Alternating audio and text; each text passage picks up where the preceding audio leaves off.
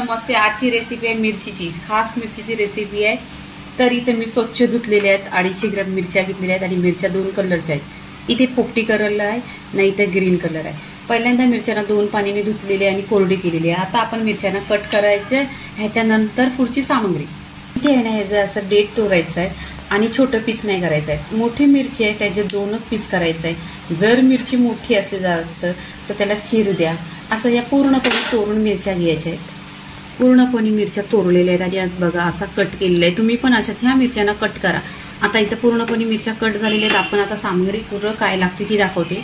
इथे सामग्री लागणारी, इथे 1 वाटी दही, 1 वाटी कोथिंबीर, हळदी पावडर अर्धी चमचा, चवीनुसार मीठ, 2 ते 3 चमचा शेंगदाणा आहे। हे शेंगदाणा भाजून घेतलेले आहेत आणि मिक्सरला फिरून घेतलेले आहेत। कश्मीरी लाल मिरची पावडर आहे, कलरची आहे, अर्धी चमचा आहे आणि जिरा आहे 1 चमचा पूर्णपणे भरून घ्यायचं, कारण ह्या मिरचीमध्ये जिरं जास्त पाहिजे। आणि लसूण घेतलेले फक्त सालं काढलेले आहेत आणि लसणीचे 2 भाग केलेले आहेत, टेचून घेतलेले आहे। हिचा टेस्ट पूर्णपणे उतरला पाहिजे म्हणून तिला एकदम पेस्ट नाही बनवलेली। गॅसवर कढई ठेवली, त्याच्यामध्ये 1 चमचा तेल टाकलेलं आहे। तेल छान असं गरम झालं पाहिजे आणि जिरं छान असं तरतरलं पाहिजे, कारण ही कोरडी खमंग बसली पाहिजे, याचा टेस्ट पूर्णपणे उतरला पाहिजे। इथे लसूण टाकून घ्यायचे। लसूण टाकल्याने ना छान अशी गोल्डन कलरवर करून घ्यायची लसणीला पण। इथे लसणीचा कलर पण बघा गोल्डन होत आलेला आहे।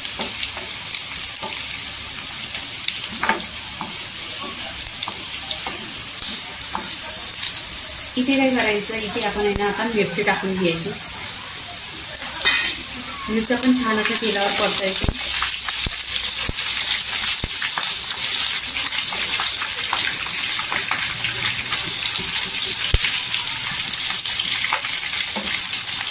इथे तेलावर परतलेलं आहे। इथे काय करायचं, आपण इथे शेंगदाण्याचा कूट टाकायचा। छान असं शेंगदाणा पण तेलावर भाजलेलं असणार, क्रिस्पी असं दाताखाली येतात।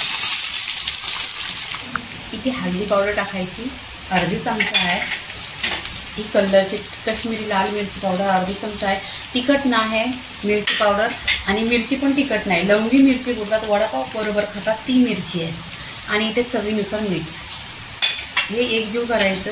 नाहीतर तुम्ही बोलणार मिरचीची भाजी करताय, मिरचीची रेसिपी तिखट असणार, बिलकुल तिखट नाही। तुम्ही नक्की ट्राय करा।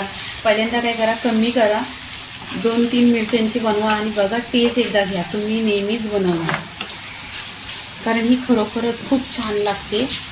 मिरचीची भाजी छान लागते। इथे काय करायचं, फ्रेश दही घ्यायचा आहे। हा दही आहे ना रात्री लावलेला आहे आणि सकाळी घेतलेला आहे, जास्त आंबट दही घेऊ नका।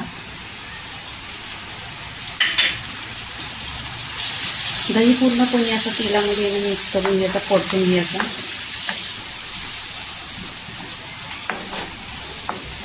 इथे तुम्ही बघाल कलर पण एकदम सुरेख आलेला आहे आणि 1-2 मिनिटात रेसिपी होते। आणि माझे व्हिडिओ आहेत ना 2 ते 3 मिनिटाचं असतात।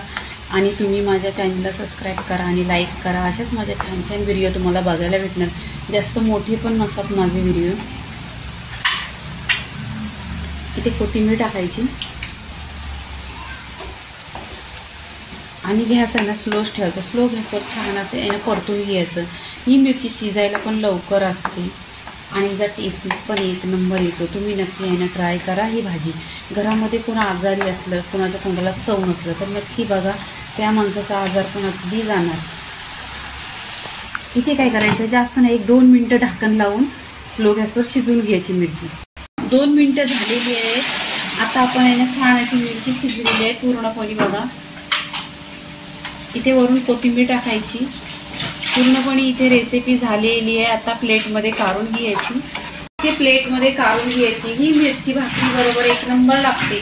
बाजरीची भाकरी बरोबर छान लागते ना। 8 ते 10 दिवस टिकते फ्रीजमध्ये, तुम्ही प्रवासाला नेली तरी पण चालेल।